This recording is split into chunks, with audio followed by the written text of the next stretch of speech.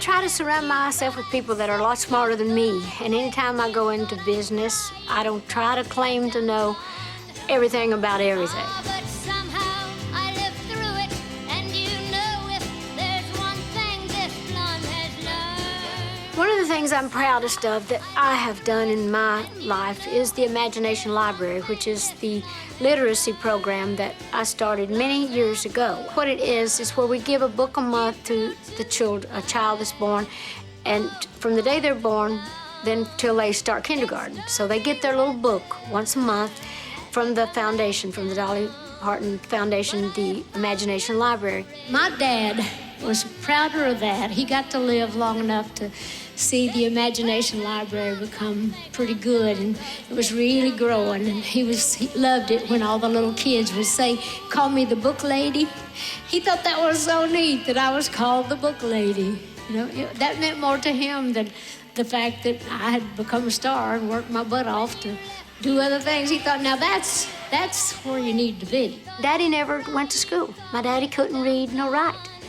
And he was so smart, though. And my daddy was I always wondered what my daddy might have done with having the good horse sense, they call it, or common sense that he had about things if he had got any kind of an education. So I had started the program because of that, my dad and other relatives and other people in the area.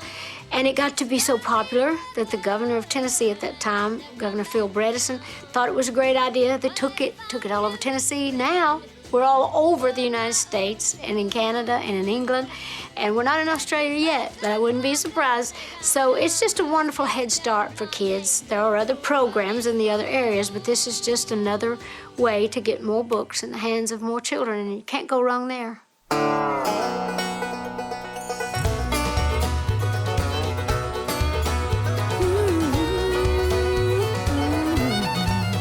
Dollywood, where Dollywood is now, had always been there had always been a local park in that area there, but it had never been like all that I thought it could be.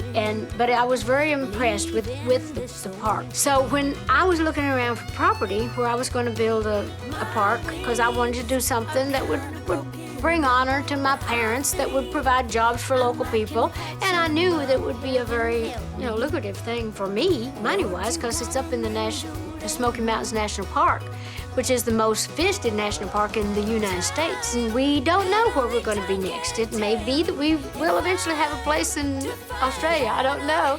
We do talk about different places of possibly having a Dollywood 1, 2, 3, and 4. But for now, we're just in East Tennessee, which makes good sense because it is my home. But we employ a lot of people through the Dixie Stampede and the Splash Country and the Dollywood and all the different things that we do there. We hire probably 3,000 employees. So that's a lot of people, a lot of my own family that perform on the park. And I'm involved in the creative process. I have meetings every year, 2 or 3 times a year, when we have our brainstorming meetings for what things we might want to do for the next year at Dollywood, what new rides or what new shows. So I'm very involved, and then I trust the people that are in their departments to do their job. I've had 4 records on Dolly Records. I started my own record label some years back.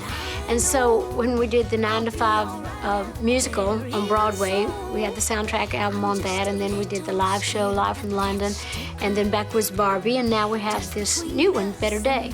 And we're very excited about that. And of course, people always want to know how they can find out more things about Dolly Records and about the other things we do. And they can reach us and find out anything they want to through dollypartonmusic.net.